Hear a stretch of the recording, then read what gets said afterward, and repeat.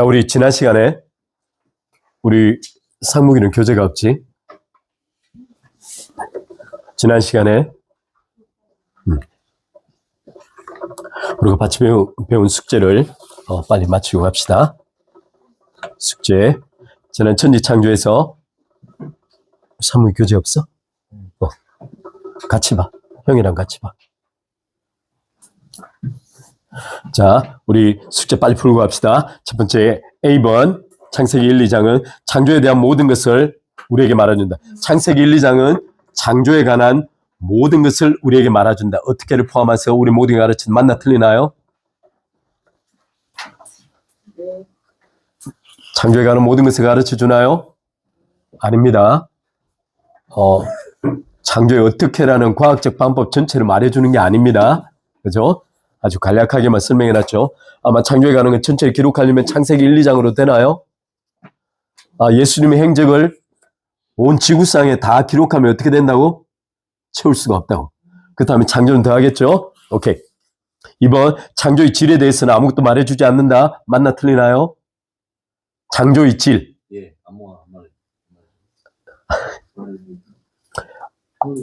창조의 질에서는 아무것도 말해주지 않나요? 아니요. 창조는 어떻게 창조되었다? 선하게 창조되었다. 지금 그림을 전혀 모르는 겁니다. 그리고 잠깐만요. 오늘 선물이 있어요. 이거 너무 비싼 건데, 이거. 선물을, 이건 원래 돈 주고 줘야 되는데, 선물이에요, 선물. 이 그림 40장 이 안에 다 들어가 있습니다. 이거 아연이, 우리 상무기, 그림 다 들어가 있습니다. 이제, 이건 베델 대학이에요, 대학. 알았죠? 우리 상무기 학사 자격증 따는 거예요. 자, 나중에, 그리고 또 하나 나중에 제가, 잠깐만요. 이것도 나눠드릴 겁니다. 이거, 아연이. 이거 실은 이게 뭐냐면, 네일 데칼스라고, 여기 손톱에다가 이거 붙이는 번호더라고요. 그냥 장식용으로. 그런데 이게 투명이라 너무 좋습니다. 거기다가 그 그림에다가 1, 2, 3, 4, 5, 6, 7, 8 있잖아요. 그 번호를 붙이세요. 제 말 아시죠? 그 번호를 딱 붙여두면 퍼펙트하게 붙습니다. 그래서 저것만 가지고 다니면 베델대학 전체 내용을 이해하는 거예요. 절대 잃어버리시면 안 됩니다. 절대 잃어버리시면 안 됩니다. 자, 창조의 질에 대해서는 아무것도 말해주지 않는다? 아니죠. 창조의 질에 대해서 말해줍니다. 선하게 창조하셨습니다. 세 번째 문제. 하나님은 세상을 창조하실 때 인간의 필요를 염두에 두셨을까요? 두시지 않았을까요? 두셨습니다. 하나님께서 모든 열매 맺는 과일을 인간에게 주셨습니다. 인간과 동물은 비슷하게 창조되었나요? 인간과 동물은 비슷하게 창조되었나요? 애매하긴 하네. 이거 같은 넷핏이라 그랬는데. 넷핏인데 그런 결에서는 또 맞는. 그런 게 있으면 맞죠. 근데 여기 매우 비슷하게 창조되었다는 말은 틀린 말이겠죠. 왜 틀리죠? 하나님의 형상과 하나님의 호흡 때문에 틀리죠. 다섯 번째, 하나님의 형상대로 창조된 인간은 그들이 거하는 땅에 대해 여러 가지의 특별한 책임을 부여받았나요? 네. 몇 가지 부여받았죠? 네 가지죠. 첫 번째, 충만. 아무것도 기억이 안 나죠? 두 번째, 정복. 세 번째, 보존. 네 번째, 관리. 충만, 정복, 보존, 관리. 지금 기록을 안 하는 사람은 공부를 잘 못하는 사람이에요. 다시 한번. 충만, 정복, 보존, 관리. 그죠? 자, 여섯 번째. 하나님은 인간의 자유에 대해서 아무런 제약을 두지 아니하셨나요? 뭘로 제약을 두셨죠? 선악을 하는 지식나무는 절대 먹지 말라고. 하나님께서 뭐 할까 염려하셨죠? 죽을까 염려하셨죠? 여러분, 하나님의 말씀의 뉘앙스를 잘 보셔야 합니다. 땅을 가꾸고 돌보는 것은 하나님의 책임인가요? 인간의 책임이죠. 네, 맞습니다. 10편 8편에 대해선 인간이 하나님 보시기에 거의 아무 가치도 없나요? 인간은 어떤 가치가 있나요? 인자가 무엇인가인데 저를 생각하시며 천사보다 조금 못하게 하시고 쭉 나오죠. 인간이 무엇이간데 하나님께서 생각하사 이렇게 아름답게 지으셨나이까 라는 노래가 10편 8편이죠. 10편 23편, 121편, 46편은 이 시편들은 모두 이신론자에 의해 기록되었습니다. 이신론자는 무슨 뜻이죠? 데이즘. 하나님은 창조하시고 절대 관여하지 않으신다. 하나님은 세상을 어떻게 만드셨다? 수학처럼 기계처럼 메커니즘적으로 만들었다는 게 이신론자들이에요. 그래서 세상으로부터 하나님을 제거시킨 거예요. 하나님은 세상을 그렇게 창조하셨나요? 아니요, 그렇지 않습니다. 하나님은 세상 만물에 대하여 관여하고 계시죠. 그 증거가 뭡니까? 마태복음 6장 28절인가 되죠. 공중에 나는 새를 보라 하나님께서 먹이시고 드레핀 백파파를 보라 하나님께서 입히시고. 그죠? 자, 밑에 이제 이건 문제가 주관식입니다. 다 틀리겠죠, 여러분들. 자, 창세기 로마서 1장 20절 창세기부터 그의 보지 아니하는 것들 곧 그의 영원하신 멋과 두 가지 이야기했죠. 창조는 무엇을 보여준다? 하나님의 영원하신 능력과 그의 신성, 곧 그의 성품이 그 만드신 만물에 보여 알게 되나니 그러므로 저희가 칭개치 못할지니라 이렇게 말씀하셨죠. 현대과학 발전은 종교개혁과는 무관한가요? 아니요. 왜 그렇죠? 오늘 현대과학의 발전은 종교개혁이 기판입니다. 왜 그렇죠? 합리적 하나님께서 합리적 인간을 만들고 합리적 하나님께서 합리적 세상을 만들었어요. 따라서 합리적 인간은 합리적으로 세상을 연구할 수 있도록 만드셨어요. 그게 보존, 통치, 충만, 관리예요. 따라서 과학의 밑바탕은 누가 주셨다? 하나님께서 주셨다. 하나님께서 합리적이시기. 말이 아시죠? 오케이, 좋습니다. 세상 속에서 진리를 외치고 주장하는 책임과 의무를 포기해버렸습니다. 그리고 수세적인, 수동적인 태도로 신앙을 사적이고 내면적 영역으로 스스로 한계 짓는 현상을 뭐라고 부르나요? 무슨 신드롬? 전혀 기억 안 나죠? Retreat 신드롬, Withdrawal 신드롬, 뭐죠? 퇴각 신드롬. 사회로부터 스스로 벗어나버리는 거예요. 퇴각.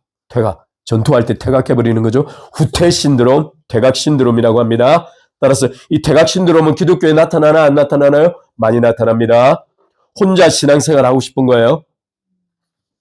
혼자 설교, 혼자 유튜브 듣고 하고 싶은 거예요. 그걸 퇴각 신드롬이라고 부릅니다.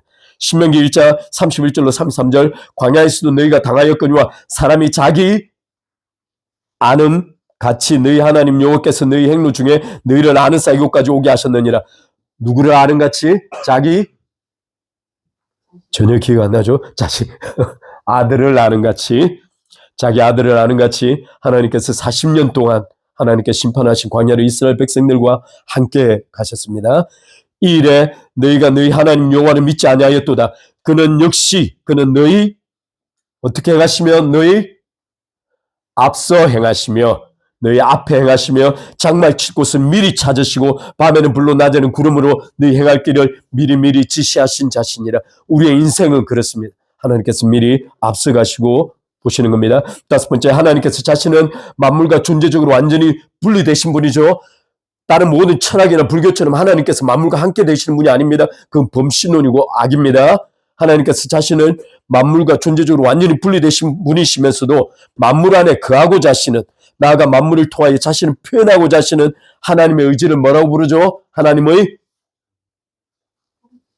내재성, 내재적 의지라고 부릅니다. 내재, 함께 하고 싶은 거래요. 안에 들어가 계시고 싶은 거예요. 만물과 함께 하고 싶은 겁니다. 그게 무슨 나무죠? 생명나무. 그죠? 하나님께서 천지를 창조하셨으나 일체의 개입은 하지 않으신다. 벌써 느낌이 오죠? 하나님은 창조하셨으나 일체의 개입은 하신다. 이게 뭐죠? 이신론입니다. 이신론. 6번 이신론. 우리의 삶에 더 이상 하나님의 손길이나 섭리를 기대할 수 없다고 말해버리는 거예요. 더 이상 하나님의 손길을 기대할 수 없다고 말해버리는 거예요. 그래서 일부 신학에서는 하나님의 은사는 더 이상 없다. 치유는 더 이상 되지 않는다. 막 이런 걸 주장하는 사람들이 있어요. 그렇지 않습니다. 전혀 그렇지 않습니다. 그건 절대 기독교가 잘못한 겁니다. 하나님의 소유권에는 무엇을 포함할까요? 하나님의 소유.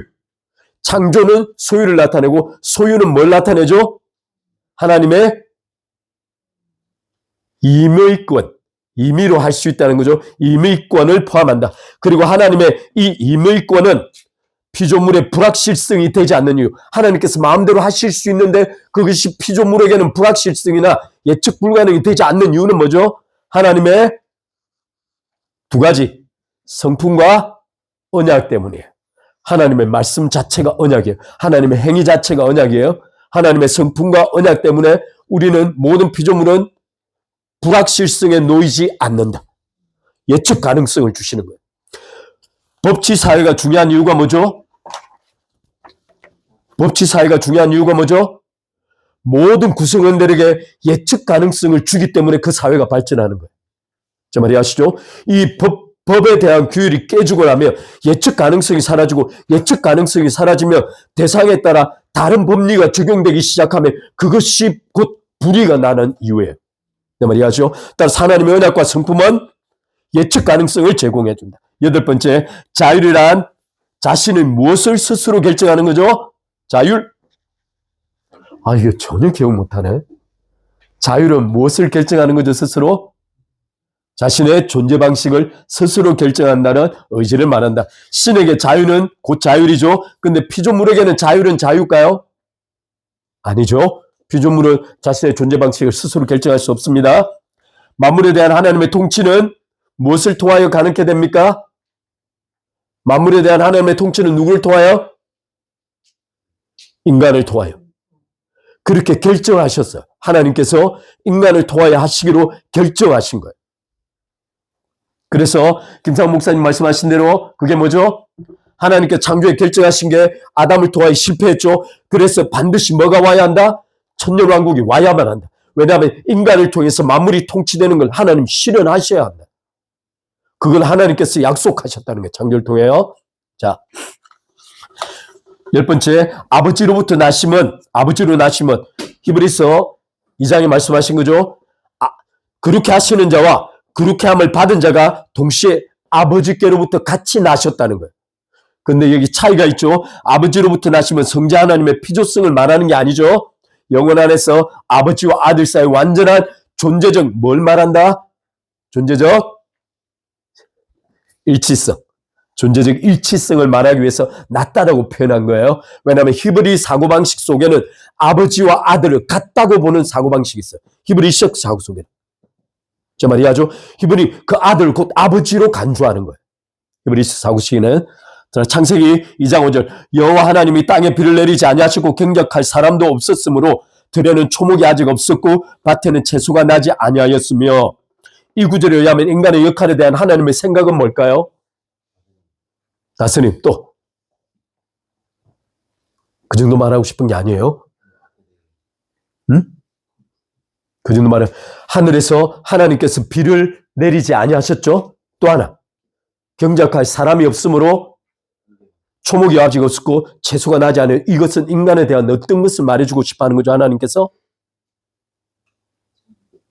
인간이 아니고는 초목에 나무도 없고 채소도 없는 거예요.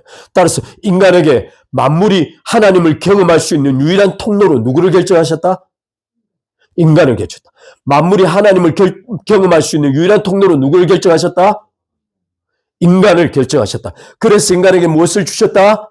하나님의 형상을 주셨다. 그리고 하나님께서 하나님의 호흡을 주사 인간에게 영을 만드셨다. 그리고 그 영을 통하여 예배함으로 그 예배를 통하여 하나님의 영광을 경험한 인간이 하나님의 통치를 실현한다.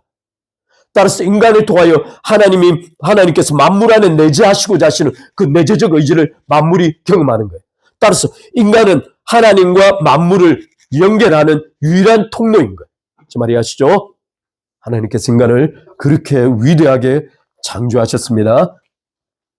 자, 오늘 이자 지난번에 저희가 창세기 25장까지 같이 나눴죠? 창세기 몇 장까지 나눴나요? 그 다음 페이지 넘어가면 아브라함을 이야기했죠? 네. 15장까지 했어요? 오케이. 그럼 오늘 창세기 15장부터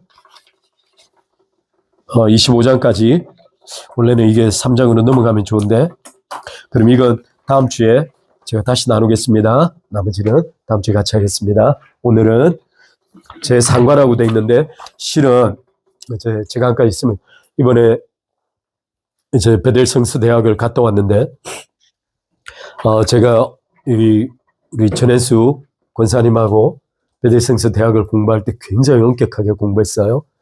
하루에 일주일에 2시간 내지 2시간 반 정도를 1, 2교시로 나눠가면서 공부를 했고 그 공부를 마치고 나면 1년 뒤쯤엔 대학 학사모를 가지고 대학 그 졸업식처럼 저희가 했었어요. 출석도 엄격하게 관리했기 때문에 이게 출석이 안 되면 졸업을 안 시켰어요. 제대로 안 돼서. 따라서 이 공부는 그냥 하는 게 아니에요. 제가 이번에 가서 너무 미안한 게 저는 이 공부를 하면서 그냥 금요일날 이렇게 같이 나누고 있는데 이게 이럴 문제가 아닌 것 같다는 생각을 너무 많이 했어요. 좀 마음에 깊은 생각을 가지고 같이 동참해 주었습니다. 또 하나 지금 이 교재가 이제 한가마다 내용이 굉장히 방대해서 이제 제가 2시간으로 보통 일주일에 2시간을 공부한다 그랬죠. 2시간을 해야 하는 건데 금요일만 하기 때문에 아마 이게 약 한 2년 공부를 해야 할 정도 분량이 아닌가 싶어요. 대신에 이 처음에 공부할 때 저랑 같이 공부하면서 교재를 아마 대부분 바꿔야 될 것 같아서 쭉 바꾸면서 여러분과 같이 교재를 만들어가는 과정으로 삼도록 그렇게 하겠습니다. 절대 빠지면 안 됩니다. 자, 오늘은 세 번째 시간인데요. 관계에 대한 겁니다. 자, 여러분 한번 잠깐 보겠습니다. 지금까지 많은 성경학자들이 창세기 1장, 2장을 논하면서 굉장히 의견이 분분했습니다. 여러분 오늘도 잠깐 나오겠지만 잠깐 앞을 봐줄까요?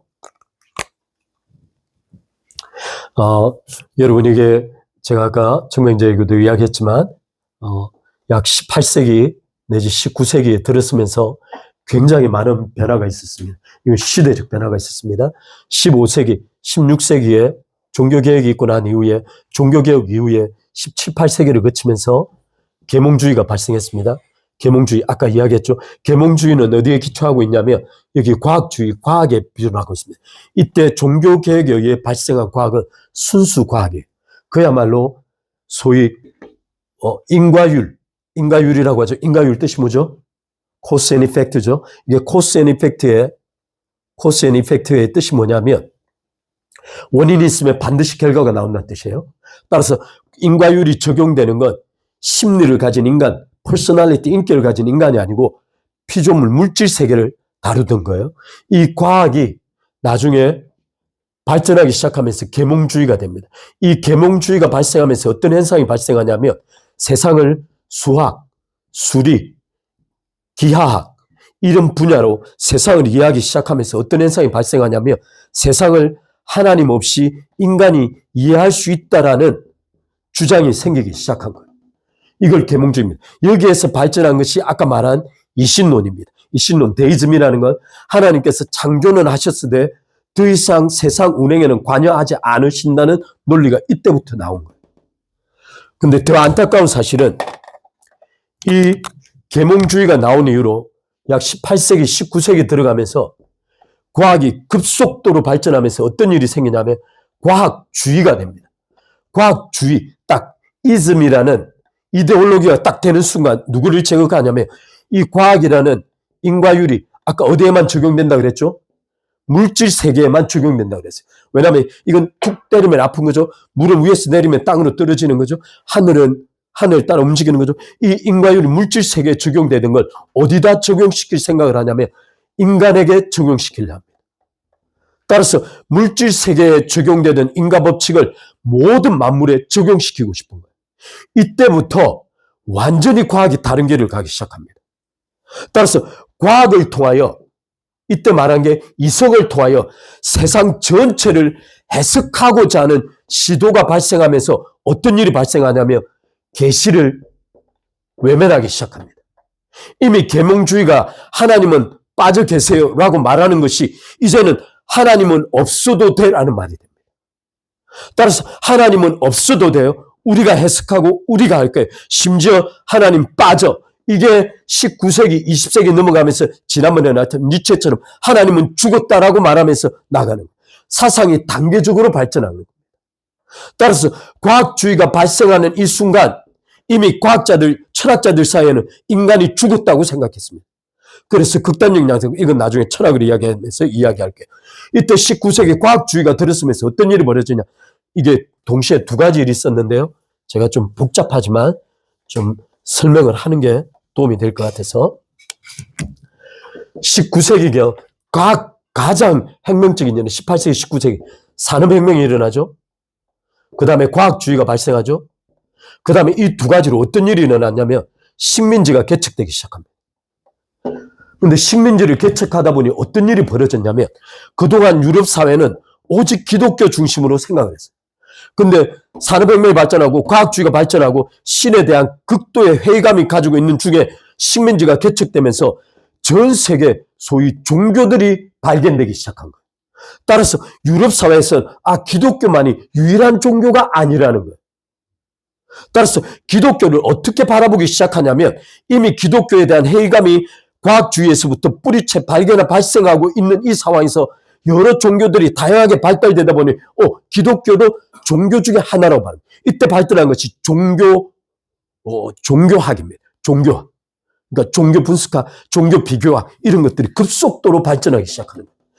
이러다 보니 신학자들이 어떤 태도를 취했냐면 기독교 신학자들이 어떤 태도를 취했냐면 바깥쪽으로 물러난 거예요. 과학으로부터 물러난 거예요. 이런 종교 비교학으로부터 자신이 물러난 거예요. 따라서 이 사람들이 취했던 태도는 어떤 태도를 취해버렸냐면 이때 신학자들이 취한 태도를 우리는 자유주의 신학이라고 부릅니다. 자유주의 신학은 어떤 태도를 취하고 있냐면 하나님의 초자연적 영역을 부인해버립니다. 과학이라는 이유로. 그리고 하나님의 은밀한 계시도 부인해버립니다. 따라서 성경 속에서 하나님의 초자연과 계시를 다 찢어내는 거예요. 그러다 보니 신학에서 어떤 일이 발생했냐면 첫 번째, 성경에서 하나님의 초자연과 계시를 다 빼냈습니다. 예수 그리스도로부터 초자연적인 계시는 다 빼낸 거예요.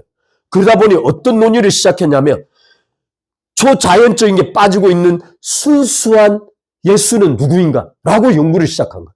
그래서 역사적 예수라는 이름으로 연구를 시작한 거예요. 심지어 슈바이처도 이런 인물 중에 하나입니다. 우리가 잘 아는 의사. 따라서 초자연과 계시를 빼낸 채로 소위 이걸 비신화화라고 부르는데 신화화는 뭐냐면 여러분 신화 미솔로지라고 돼 있는데 오늘 어려운 이야기입니다. 근데 제가 그냥 제가 안 쉽게 말하는 거예요. 미솔로지 신화화. 신화화는 어떤 거냐면 가령 예를 들어 제가 권력 있는 제 권력을 잡았어요. 그러면 이 통치를 위해서 이들이 따라갈 수 있는 하나의 진리 체계를 만들어서 제가 딱 제시하는 겁니다. 지금부터 이게 진리야. 이렇게 되는 거예요. 이게 신화화시킨다고 말하는 거예요. 근데 다른 사람이 권력이 딱 들어와서 앞 권력을 딱 쳐내줘. 그러면 뒤에 사람이 앞 권력을 탁 쳐냈을 때 어떤 일을 할까요? 앞에 사람이 세운 신화를 제거합니다. 이걸 비신화화라고 부릅니다. 내가 들어가서 권력으로 진리를 세우는 걸 신화화. 그 다음 사람이 와서 이걸 다 쳐내고는 과정을 비신화화. 그러고는 자기가 또 다른 신화를 세우는 거예요.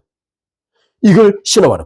또 하나는 어떤 개념이 있냐면 소위 이때 당시에 신학자들이 어떻게 생각했냐면 1세기 기독교인들은 소위 비과학적 사고를 가지고 있다는 거예요. 그냥 막무가내로 그런 주장을 하는 겁니다.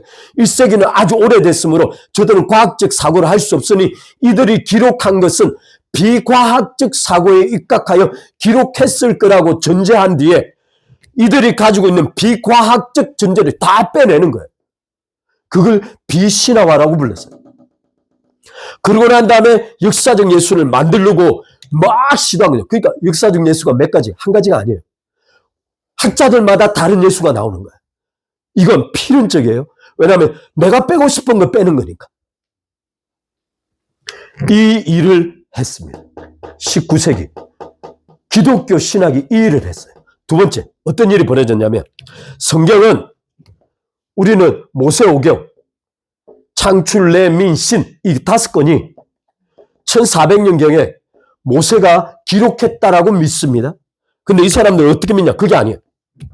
모세오경이 1400년경에 기록돼서 내려오는 기록물이 아니고 우리가 지난번에 배웠죠. 다니엘이 유배 갔을 때 BC 약 586년경에 유대인들이 다 망하고 난 다음에 자신들의 민족적 정체성을 수립하고 회복하려고 이야기로 내려오던 또는 쪽지로 내려오던 걸 모아가지고 모세오경을 다시 구성해냈다는 거예요. 그게 이름하여 양식비평입니다. 이 양식비평을 주장하면서 성경을 갈기갈기 찢은 거예요. 이 부분은 다른 책에서 온 것 같아. 이 부분은 이 책에서 온 거고, 저 부분은 저 책에서 온 거고, 이 부분은 이 책에서 온 거고. 그래서 양식 비평하면서 구약성경을 P문서, B문서, T문서, Y문서 막 종류대로 찢어낸 거예요. 이게 그 당시에 과학을 접한 기독교 신학자들이 한 일이에요. 오늘 이걸 말씀드린 이유는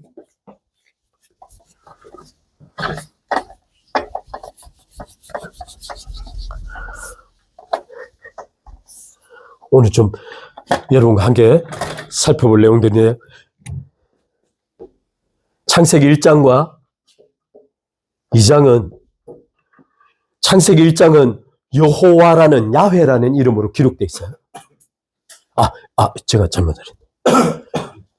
Y가 아니고 하나님이라는 엘로힘이라는 이름으로 기록되어 있어요. 태초에 하나님이 천지를 창조하시는 이 한글에 하나님이라고 번역되어지면 이건 다 영어의 God이라고 번역되고 이 God은 엘로힘이라는 단어로 히브리어 단어로 따온 거예요. 따라서 엘로힘이라는 이 자 때문에 이 문서에서 나왔다라고 생각했어요. 그런데 창세기 2장은 야훼, 여호와께서 비를 내리지 아니하심으로 야훼라는 이름으로 나와서 따라 이건 Y 문서라고 봤어요. 따라서 창세기 1장, 2장은 다른 문서에서 갖다가 모아서 합친 거다라고 추정했습니다. 과연 그럴까요?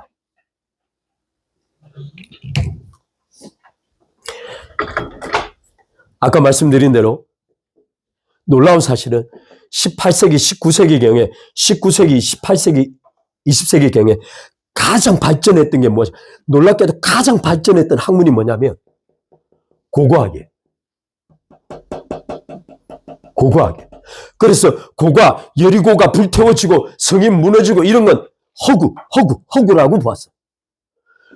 고고학자들이 여리고 지역에서 땅을 파냈는데 청청청 밑에 내려가서 어느 한 시점에 BC 약 그 사람들만은 1400년인데 1400년경에 새까맣게 불탄 흔적들이 이 안에서 왕창 발견돼.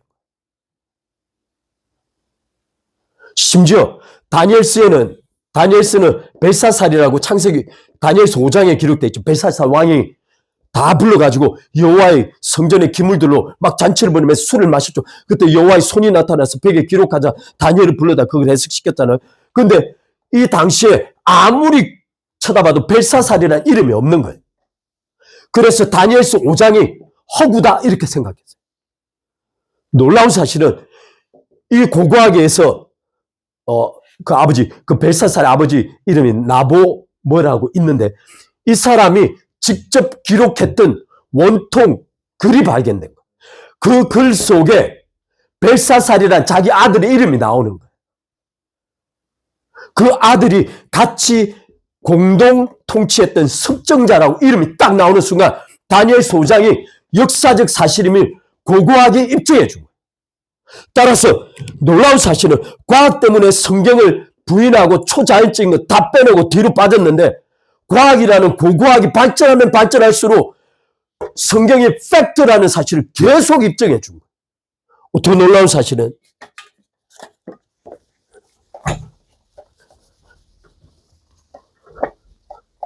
우리는 진화론이 과학으로 유일한 진리 체계인 줄 알았는데 지금의 과학자들은 진화론을 더 이상 믿을 수 없다고 결론 내린 거예요. 이유가 몇 가지 있는데 큰 대종이 있어요. 종 속에는 소 안에 작은 종들이 존재하고 큰 대분류들이 존재하는데 이 대분류를 넘어가고 있는 중간닥의 화석이 단 하나도 없는 거예요. 과정 속에 있는 화석이 전혀 없는 거예요. 지금까지 발견돼서 발표된 모든 내용들이 없는 거예요. 시조새라고 아마 포유류인가 여기서 새로 넘어가는 이 과정이 시조새가 있을 거라고 추정했는데 시조새라고 화석을 발견했는데 그 옆에 새가 또 있는 거예요. 바꿔 말하면 시조새는 과정 중에 있는 게 아니고 같이 살았던 거예요. 자기들이 파냈는데 같이 존재하고 있는 거예요. 심지어 자기들이 연도를 측정했는데 여기에는 차츰 오래된 고물이라고 생각했는데 여기 있는 게 여기 나타나고 있어요. 따라서 중간 과정이 없어요. 더 놀라운 사실은 지난번에 이야기했듯이 DNA예요. DNA. 단백질 하나가 구성되기 위해서 약 아미노산, 제가 숫자를 모르겠어요. 몇 개가 존재하는데 수개가 여기서 존재해요. 근데 이 순서 자체가 DNA 하나마다 순서를 담아내는 정보가 있는데 이 정보의 양이 얼마나 된다면 책 페이지로 제가 알기로는 약 1500페이지 정도 돼요. 이거 DNA 단백질 하나 만드는데 아미노산의 순서를 한 20개 내지 몇십 개 결정하는 이 순서를 담아낸 정보가 1600 페이지, 2000페이지에 달하는 거예요. 이게 DNA. 과학자들이 아무리 추산하고 생각을 했어도 단백질이 있어야만 진화를 한다고 말할 수 있는데 단백질이 있기 전에 DNA가 있는 거예요. 정보체계가 있는 거예요. 더 놀라운 사실은 인간을 비롯해서 모든 만물이 DNA가 다 달라. 그러면 태초에 모두가 다른 DNA가 먼저 있어야만 되는 거예요. 그러다 보니 자신들이 보기에도 더 이상 진화론은 믿을 수 없는데 어떤 일이 발생했냐? 진화론을 벗어나잖아요. 지원을 끊어버려. 학교에서 탈출시키면. 바꿔 말하면 그들은 하나님이 믿고 싶지 않은 것뿐이라는 거예요. 더 이상. 지금 완전히 판가름. 과학이 발전하면 발전할수록 딱 두 가지만 나타나. 하나님을 믿을 거냐 안 믿을 거냐만 문제가 있는 거예요. 팩트는 이미 하나님의 말씀이 진리라는 것이 오히려 과학이 더 입증해 주고 있는 거예요. 좀 이해하시죠? 따라서 우리가 지금 창세기 1장 2장을 볼 텐데 좀 스러운 부분이 길지만 여러분들에게 좀 기독교가 이렇게 발전해 왔다는 거예요.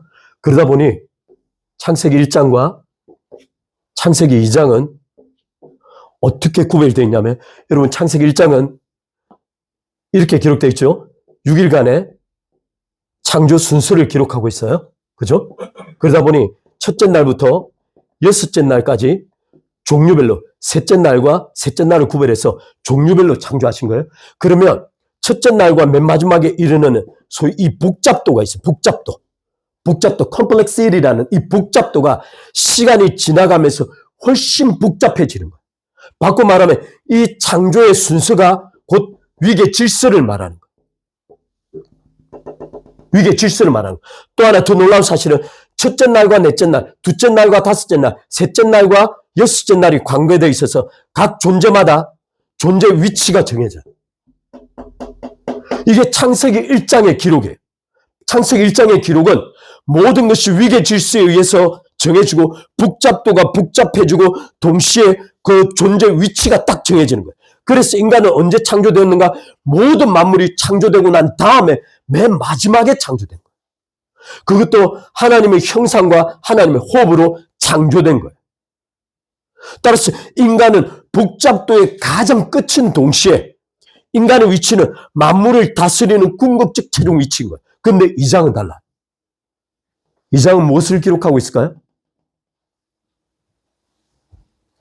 이 장은 인간이 언제 창조되었다고 나오죠?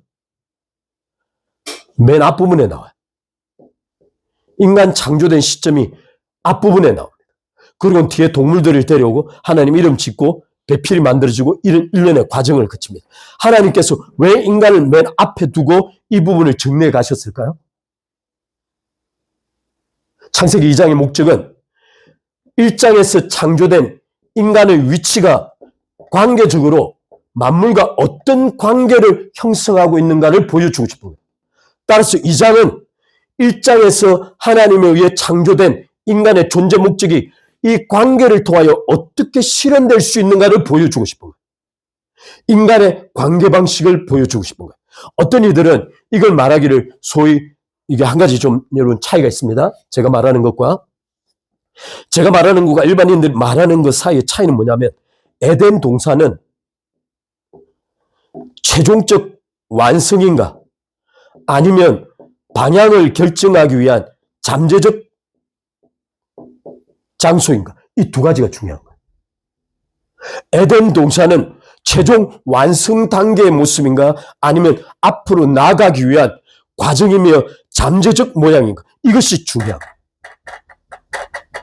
따라서 하나님께서는 인간을 통하여 인간에게 모든 만물을 다스리도록 맡기시면서 이 다스림을 실현할 수 있는 방법과 관계를 말하는 거예요. 따라서 이 방법과 관계를 말할 때 에덴 동산을 최종 완성으로 볼 수 없는 이유는 바로 선악을 아는 지식나무와 생명나무 때문이에요. 지금까지 가장 어려웠던 게 뭐냐면 우리는 타락을 다루면서 늘 선악을 아는 지식나무를 따먹었던 아담의 범죄를 늘 주목해 왔어요. 우리 신학은 그거 하나에 초점을 맞춰 왔어요. 그래 특히 로마서 5장 12절로 21절에 아담을 인간의 대표로 바라보고 그가 범죄한 범죄 때문에 모든 인간이 죄와 사망의 지배를 받고 허물과 죄로 죽었다라고 가르침을 계속 받아온 거예요. 따라서 모든 신학의 포커스를 어디에 맞춰왔냐면 선악을 아는 지식나무에 맞춰서 왔어요. 특히나 더 놀라운 것은 선악을 아는 지식나무란 이름은 무시한 채로 그 금지된 나무를 따먹었다라는 그 행위 자체에만 포커스를 맞춰왔어요. 그러다 보니 신학이 어떤 식으로 발전했냐면 에덴 동산을 인간이 돌아가야 할 이상향으로 끊임없이 말하고 있는 거예요. 그런데 하나님께서는 그 나무 속에 여러분 알다시피 선악을 아는 지식나무만 둔 게 아니에요. 생명나무를 동시에 두신 거예요. 저도 지금까지 생명나무에 정확한 또는 하나님께서 의도하신 무게중심을 둘 수 없었기 때문에 선악과를 중심으로 역사를 해석해 왔는데 그게 아니고 하나님께서는 인간에게 생명나무와 선악과를 동산 중앙에 두 나무를 딱 두신 거예요. 안타까운 사실은 생명나무를 하나님께서 마음껏 접근할 수 있도록 허용해 두신 거예요. 그러다 보니 사람들이 어떻게 생각했냐면 생명나무와 일반 모든 나무를 같은 부류에서 생각한 거예요. 그런데 하나님께서 창세기 2장에 분명히 말씀하시기를 동산 중앙에 두 나무를 세우셨는데 하나는 선악을 아는 지식나무, 하나는 생명나무를 두셨다는 거예요.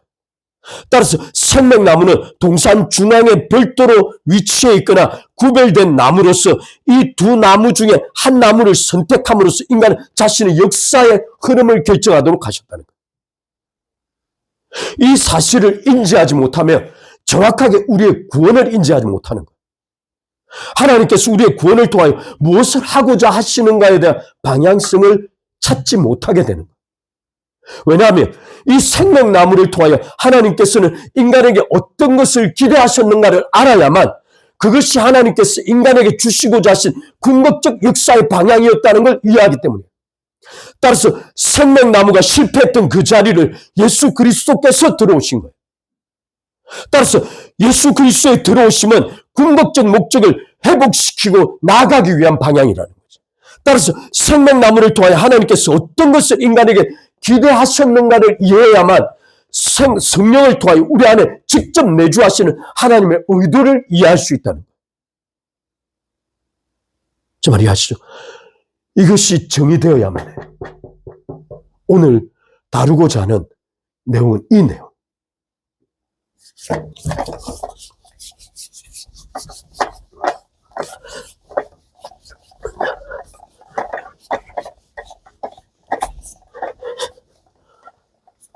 시간이 갔지만 한번 보겠습니다.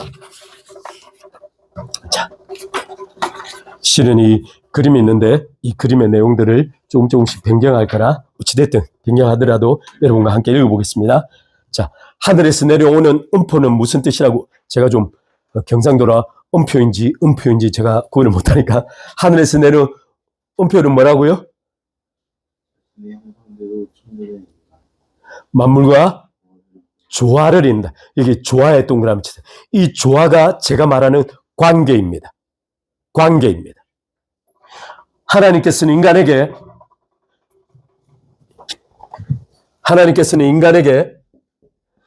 하나님과 관계받는 방식, 만물과 관계하는 방식, 그리고 자신과 관계하는 방식, 그리고 더 나아가서 자신의 배필과 관계하는 방식을 창세기 2장을 통해서 보여주고자 하는 거예요. 인간은 자신과 자신 주변과 어떤 관계를 맺어야 하는가를 창세기 2장에서 보여주는 거예요. 그러면 창세기 3장은 어떤 걸 보여줄까요? 타락을 통해서 이러한 관계들이 어떻게 파괴되고 짓밟혔는가를 보여주는 거예요. 그러면 역으로 구원은 뭘까요? 구원은 이 관계들이 다시금 그리스도를 통하여 어떻게 회복되어져서 궁극적 방향으로 나아가는가를 보여주게 합니다. 따라서 지금 창세기 2장은 너무너무 중요한 내용을 가르치는 거예요. 따라서 조화입니다. 조화, 음표는 조화입니다. 관계입니다. 두 번째, 음표 아래에 있는 4개의 손가락이 있죠. 이 4개의 손가락은 각각 관계를 이야기합니다. 어떤 대상과 인간의 관계입니다. 첫 번째, 인간의 대상은 누구죠? 하나님이세요. 하나님과 관계하는 방식을 알아야 합니다. 그걸 창세기 2장은 정확하게 지정해 두고 있습니다. 다시 한번 창세기 2장은 하나님과 인간이 관계하는 방식을 정확하게 지정해 두고 있어요. 그게 지난번에 살펴본 우리의 대표적인 내용은 뭐죠? 예배입니다. 근데 이 예배가 또 다른 의미로 어떻게 해석될 수 있는가를 살펴볼게요. 두 번째, 그 사랑스러운 평화로운 사람의 이게 이제 두 번째 하나 둘 셋 네 개인데 두 번째 있죠. 사람의 평화스러운 얼굴이라고 나와 있는데 이게 지금 이게 아마 큰 사람 얼굴 같은데 이 얼굴은 어떤 걸 나타내냐면 자신과의 조화를 뜻합니다. 자신과의 조화. 여러분 한 가지 여기 질문이 있습니다. 잠깐 넘어가기 전에 상고병제 자신과의 조화는 뭘 뜻할까요?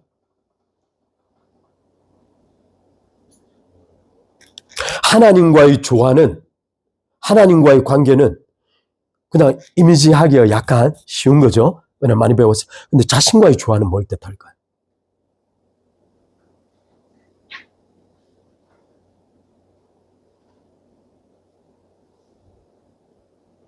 여러분 이게 지금 우리가 그냥 쉽게 말하지만 이게 가장 어려운 겁니다. 자신과의 조화를 규정하기가 가장 어렵습니다. 왜냐하면 인간은 선악을 아는 지식, 도덕적 존재로 타락했죠. 자신을 한 번도 비도덕적 존재로 생각해 본 일이 없어요. 제가 지난번에 말씀드렸죠. 인간은 원래 어떤 존재라고요?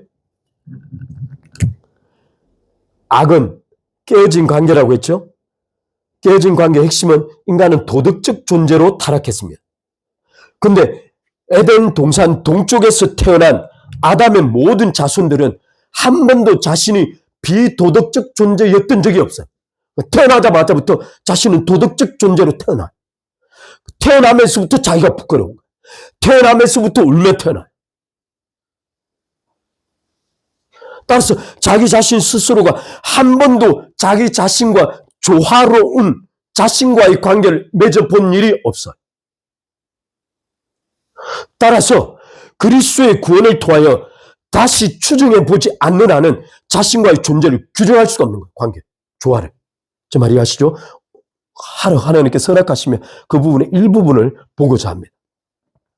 작은 사람의 펜팔이라고 있는데 밑에 작은 사람이 손을 앞으로 폈죠. 그건 뭐냐면 다른 사람들과의 조화예요. 근데 창세기 2장에 다른 사람은 누구죠? 와이프, 배필과의 조화예요. 여기 배필과의 조화를 통해서 여러 가지 쳐다볼 겁니다. 네 번째, 음표로 올라가는 푸른 줄기 기둥이 있죠. 음표를 통해 나무 줄기 오르죠. 그건 무엇을 뜻한다? 자연과의 조화를 뜻한다. 따라서 인간은 4가지 방면의 관계를 맺습니다. 인간은 첫 번째 하나님과의 관계, 두 번째 자기 자신과의 관계, 세 번째 배필과의 관계, 네 번째 자연과의 관계. 제 말이 아시죠? 이것이 정확하게 묘사하는 말은 첫 번째 하나님과의 관계에서 관계를 위해서 하나님은 무엇을 주셨다? 하나님의 형상과 하나님의 호흡인 영을 주셨다. 이것을 위해서 하나님께서 설계하신 거예요. 두 번째, 자연과의 관계 속에는 인간에게 흙으로 지으셔서 인간을 네페시라고 부르셨다. 몸을 통하여 만물과 관계를 맺는 거예요. 세 번째, 자기 자신과의 관계는 어떤 걸로 모셔하셨을까요? 창세기 2장에서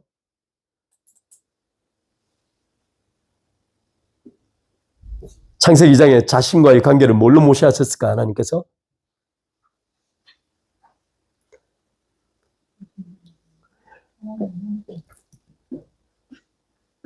아담이 그들이 벌거벗었으나 벌거벗었으나 어찌하지 않았다고? 부끄러워하지 않았다고. 자신에 대한 부끄러움에 대한 자각이 없는 거예요. 자기 존재 자체에 대한 부끄러움이 없는 거예요. 바꾸고 나면 부끄러움을 느끼다라는 단어 자체가 인간의 뇌 속에 없는 거예요. 세 번째, 또 하나, 배필은 어떤 관계로 묘사해놨죠? 돕는 배필을 어떻게 묘사했죠? 첫 번째, 갈빗대에서 빼냈죠? 동물들 사이에 자기 배필이 없으니까 하나님께서 아담을 잠들게 하시고 어디서? 갈빗대에서. 바꾸고 말하면 배필은 나예요. 배필은 나예요. 그러면 생물학적으로 바라보면 모든 타자는 한 존재에서 시작됐어. 모두가 다 한 형제. 저 말이 아시죠? 두 번째, 배필의 또 다른 평가는 아담이 하와를 뭐라 부르죠? 내 살 중에 살, 내 뼈 중에 뼈로다. 그래 앉아 그를 하와라 부르리라 그러죠. 따라서 배필을 바라보는 관점을 말하고 있는 거예요. 갈빗대와 아담의 평가는 두 관점을 말하고 있는 거예요.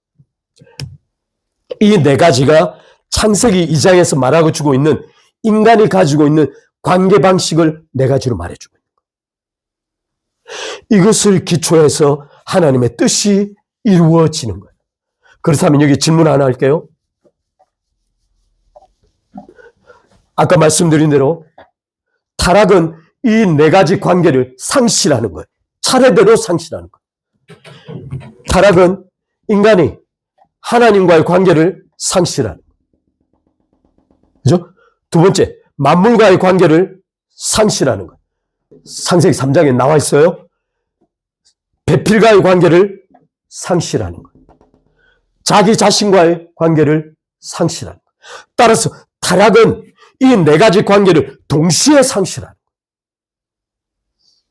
이를 통하여 급격하게 만물은 죽음과 썩어짐의 종로를 타기 시작하는 거예요. 이 모든 원인이 어디에 있다? 더러운 죄에 있다. 그렇다면 여기 한 가지 질문이 있어요. 또 질문이 2차 질문. 그리스도의 구원은 이 문제를 어떻게 해결하실까? 이 문제를 그리스도께서는 어떻게 해결하실까? 바로 이 문제가 어디에 기록되어 있냐면 로마서가 이걸 말해주고 있어요. 로마서를 해석하는 방법이 바로 이. 따라서 창세기 2장은 성경 전체를 관통해서 흐르는 핵심적인 인간의 관계 주제를 말하고 있는 거예요. 그래서 너무너무 중요해요. 과학 일부 자유주의 신학자들이 말하는 것처럼 창세기 1장은 저기서 왔고 창세기 2장 그렇지 않아요. 1장과 2장은 하나님의 의도에서 정확하게 기술되어 있는 거예요. 저 말이 아시죠? 오케이. 세 번째, 하나님의 손을 향하고 있는 사람이라고 되어 있는데 하나님의 손을 하고 있는 사람, 앞사람이죠. 주안은 어떻게 함으로써 유지된다? 하나님께 복종함으로 유지된다. 여기 제가 단어를 바꾼 건데 하나님께 집중함으로써, 하나님을 사랑함으로써, 하나님과 관계함으로써 유지되는 거예요. 하나님을 사랑함으로써 유지되는 거예요. 인간은 자유의 뜻이 뭐라고? 사랑과 소속에 의한 자발적 선택이라고. 생명나무는 어떤 선택? 사랑과 소속에 의한 자발적 선택을 생명나무라고 부르는 거예요.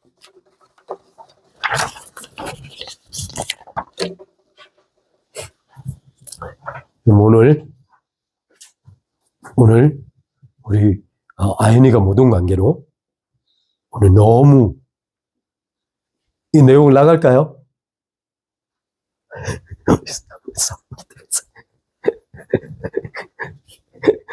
자, 오늘 그럼 나가지 않고 맨 앞부분만 다루겠습니다. 자, 1번 안 나갈게요. 앞에 페이지에 뭐라고 됐냐면 성경에서 제가 오늘 이 교재를 준비하다가 약간 마음이 상했는데요. 안타깝게 이 교재는 어떤 사상적 기조를 가지고 있냐면 아까 말씀드린 약간 자유주의 신학적 기조를 가지고 있습니다. 제가 이걸 좀 변경할 거예요. 여러분, 성경에 사용된 여러 가지 문학적 기법들이 있는데요. 이 성경에 사용된 문학적 기법들, 리레이처럴 이렇게 여러 가지 메소드가 있는데 문학적 기법들이 있습니다. 문학적 기법들은 한 가지 사실을 다양한 방법으로 표현해내는 거예요.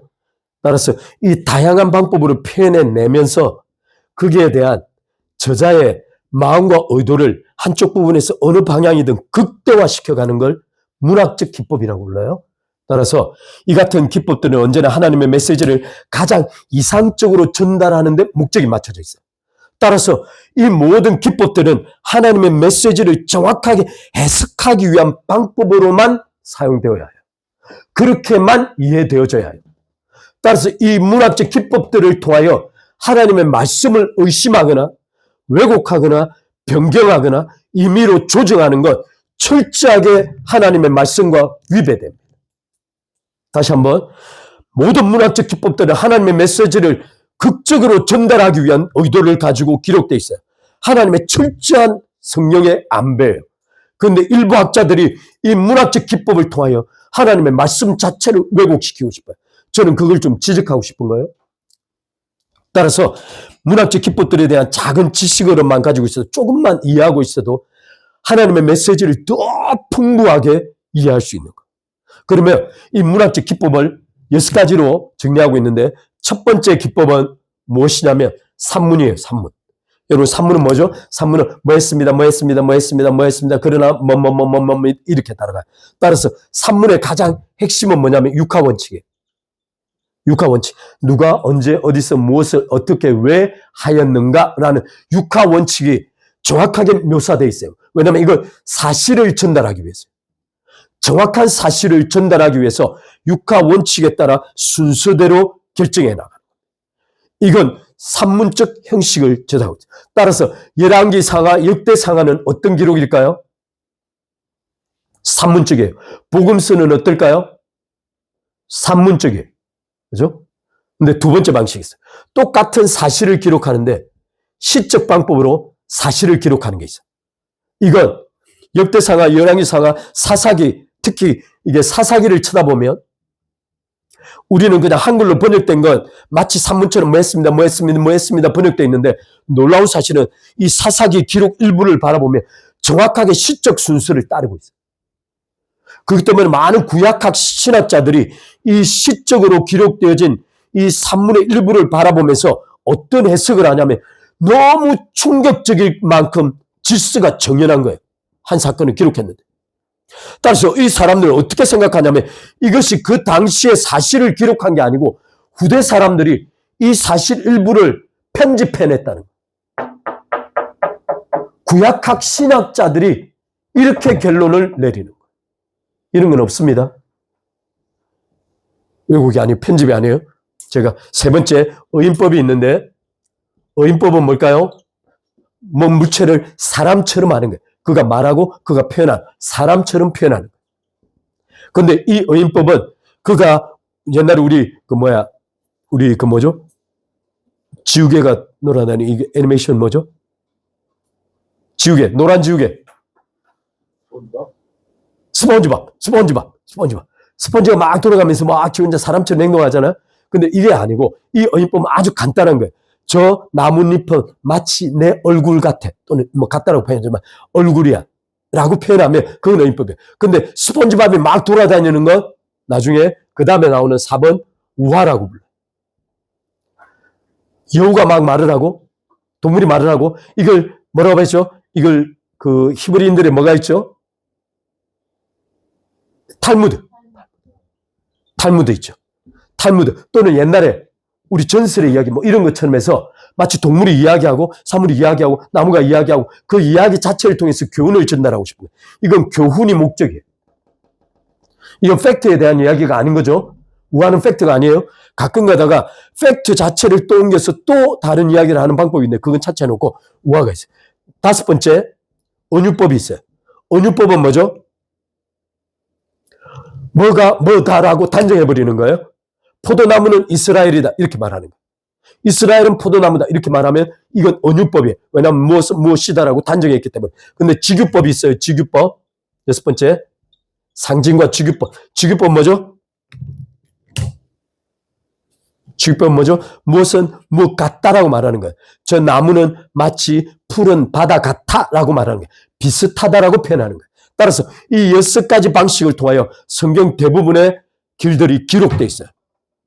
나중에 다음 주에 이 본문을 하나하나 쳐다보면서 각각 문학적 기법들이 어떻게 성경에 사용되었는지 개략적으로 살펴볼 거예요. 그걸 살펴보고 난 다음에 그걸 해석하는 방법에 대해서도 좀 말하고 싶은데, 한 가지는 안타까운 건 이 교재의 저자 의도는 어떤 의도를 가지고 있냐면, 이 문학적 기법이 창세기 1, 2, 3장에도 그대로 상용되고 있다는 거예요. 이걸 말하고 싶어 하는데 그러면 안 됩니다. 제가 다음 주에 그걸 다 좀 설명을 드릴 거라. 이제 이 부분은 문학적 기법이 이런 게 있다. 그걸 폭넓게 성경 메시지를 더 극화시키고자 하신다. 하나님께서 성령께서 이 모든 것을 조율하시고 섭리하셨다. 이렇게 이해하시면 돼요. 제가 지금 여기 일부 책에서 주장하고 있는 내용들을 삭제시켰습니다. 무의미하고 의미 없는 것들은 일부 삭제시켰습니다. 오케이. 오늘 여기까지 하겠습니다.